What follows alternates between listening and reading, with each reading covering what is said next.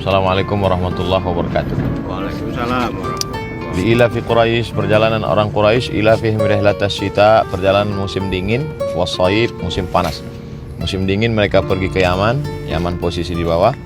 Musim panas posisinya di atas negeri Syam, Palestina, Yordania, Suriah, Lebanon.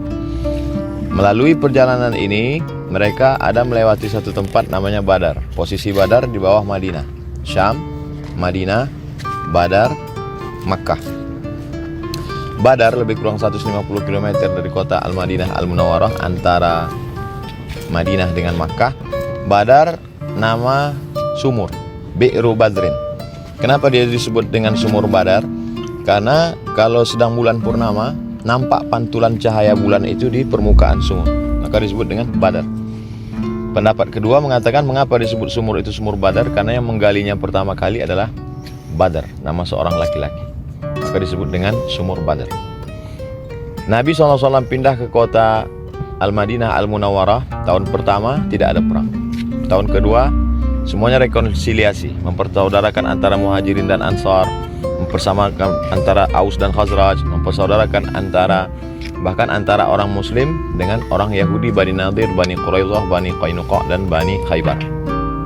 Sampai akhirnya turunlah ayat, Udzina lilladzina zulimu, sesungguhnya telah diberikan izin, lilladzina yuqatalu, diberikan izin kepada orang-orang yang diperangi, bi'annahum zulimu, bahwa mereka itu orang-orang yang teraniaya, terzalimi. Maka turunlah ayat perang. Kemudian dapatlah berita bahwa ada sekelompok pedagang yang pulang dari atas, dari negeri Syam, dan mereka akan kembali ke Makkah. Pasti mereka akan melewati Badar. Kesempatan ini digunakanlah oleh Nabi dan sahabat berdasarkan wahyu izinnya perang tadi. Mereka pun menuju Badar. Tepat pada bulan suci Ramadan, tahun kedua Hijrah. Ternyata berita bahwa pasukan kaum muslimin sudah menuju Badar sampai kepada pimpinan kafilah yang turun dari Syam, yaitu pimpinannya waktu itu Abu Sufyan. Maka Abu Sufyan pun mengirim pasukan. Abu Sufyan mengirim untuk meminta bantuan ke kota Makkah Al-Mukarramah.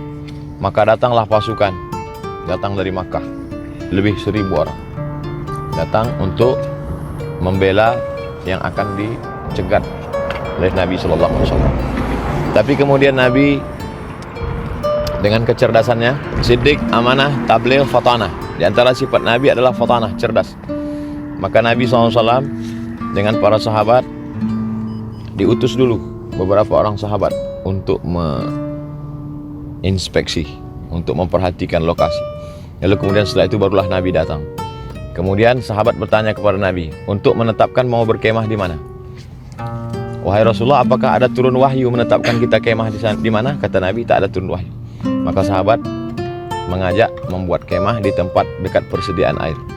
Dengan membuat kemah di tempat persediaan air, maka kita sudah menang 1 poin, yaitu bahwa musuh-musuh akan kehausan karena persediaan air habis.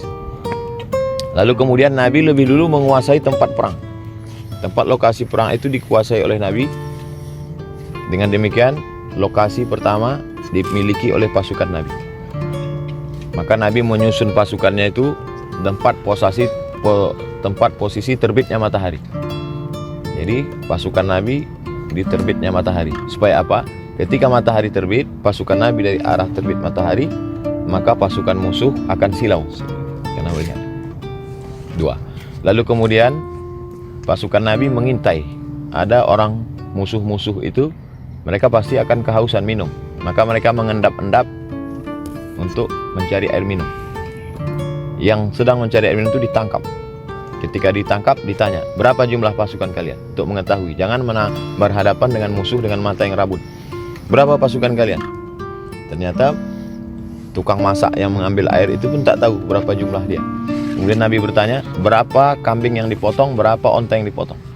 Dengan berapa jumlah kambing yang dipotong, Nabi dengan kecerdasannya tahu bahwa pasukan musuh sekian dari makanannya. Begitulah cerdasnya Nabi. Sehingga siap. Baru setelah menunjukkan sesuai antara usaha dengan tawakal dan doa. Ada usahanya dengan berkemah di dekat tempat air minum, dengan menguasai tempat lokasi perang, barulah turun mukjizat. Idh ghashyi 'alaikumun nu'asa, ditutupi kalian dengan rasa kantuk. Wa yunazzilu 'alaikum minas sama'i ma'an, diturunkan air hujan. Liyutahhirakum, turunnya air hujan itu dua manfaatnya.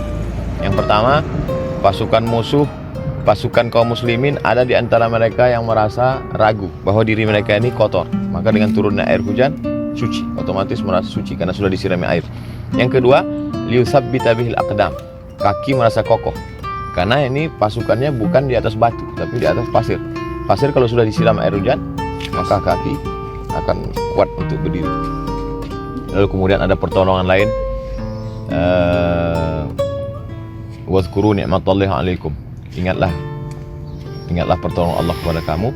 Idz nasarakumullah, ketika Allah menolong kamu, dikirimkan kan bi alfin minal malaikati murdifin, 1000 malaikat dikirimkan Allah murdifin. Makna murdifin, radif, bersanding dengan pasukan Nabi yang hanya berjumlah 314 orang. Maka diabadikan, walaqad nasarakumullahu bi badrin, ingatlah ketika Allah menolong kamu di perang Badar, wa antum azillah, padahal waktu itu jumlah kamu sedikit dan kamu lemah, dan Nabi SAW menang, pasukan musuh kalah. Berapakah hasil rampasan ghanimah perang waktu itu yang diperoleh? Sebanyak, kata Syekh Safiur Rahman Al-Mubarakfuri dalam kitab Ar-Rahiq Al-Maktum, la taqillu an 50 alfi dinarin zahabiyyin, tidak kurang dari 50.000 keping emas. 50.000 keping uang dinar, satu keping uang dinar 4,25 gram. Jadi kalau 2,5 juta kali 50.000 keping sama dengan 125 miliar, lebih kurang. Jatah untuk Nabi, wa'lamu anna ma ghanimtum min syai'in fa inna lillahi khumusahu, sesungguhnya untuk Nabi adalah khumus, 20%. 20% berarti lebih kurang 20 sekian miliar jatah Nabi. Tapi ketika Nabi pulang perang Badar, datang anaknya Fatimah untuk meminta bantuan tawanan perang, budak hamba sahaya, minta supaya, karena Fatimah dalam keadaan susah, tidak ada yang menimba air, Fatimah yang menimba air, tidak ada yang membuat adonan tepung gandum, Fatimah yang membuat adonan tepung gandum. Fatimah minta kepada Nabi supaya dikasihlah seorang budak untuk menolong. Tapi apakah Nabi dengan kekayaan yang demikian hebat itu dia kasih kepada anak kesayangannya? Tidak. Tapi justru kata Nabi mengajarkan, sebelum engkau tidur malam bertasbihlah 33, bertahmid 33, bertakbir 33. Artinya harta yang banyak itu tidak dipakai Nabi untuk kepentingan pribadi. Dan setelah perang Badar, setelah Nabi SAW meninggal, mana dia yang 20 sekian miliar itu habis, dia tak meninggalkan apa-apa. Dan hari ini kita melihat rumah yang sederhana di Ma'rad Exhibition di kota Masjid Nabawi, tempat dinampakkannya replika gambar rumah Nabi SAW.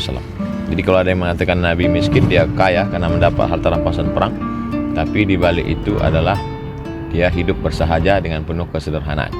Dan perang ini, sahabat Nabi, nama-nama sahabat yang ikut perang Badar, nama-nama sahabat itu dalam urutan nama sahabat nomor 1 dibuat. Al-Ashra Al-Mubasysyaruna bil Jannah, 10 yang dijamin masuk surga. Setelah itu baru nama-nama sahabat yang 300 sekian tadi yang ikut perang Badar. Kenapa? Karena keutamaan mereka. Bahkan dalam selawat yang selalu kita lantunkan, bertawassul dengan syuhada Badar. Salatullah salamullah ala Toha Rasulillah, salatullah salamullah ala Yasin Habibillah. Tawassalna bi bismillah bi ahlil badri. Kami bertawassul kepadamu ya Allah dengan nama Allah, bi ahlil badri ya Allah. Dan kami bertawassul kepada engkau dengan menyebut nama ahli Badar, supaya dikabulkan Allah Subhanahu wa ta'ala doa. Begitulah Allah memuliakan para syuhada Badar yang hari ini kita berziarah di makam syuhada Badar. Assalamualaikum ya ahlad diyar minal mu'minin wa inna insyaallah bikum lahiqun yarhamullahu mustaqdimin wal mustaakhirin. Nas'alullah lana wa lakumul afiyah. Assalamualaikum warahmatullahi wabarakatuh. Waalaikumsalam warahmatullahi wabarakatuh.